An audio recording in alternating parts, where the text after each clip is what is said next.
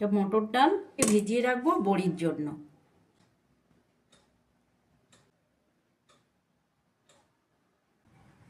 বেটে নেওয়ার পরে সারা রাত ফ্রিজে ছিল। মটর ডালের বড়িতে দিচ্ছি পোস্ত 2 চামচ, তিল 1 চামচ,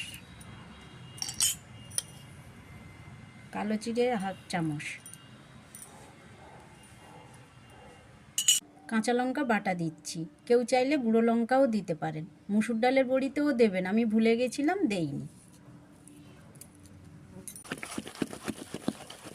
ফেটানোর পরে লবণ দিচ্ছি।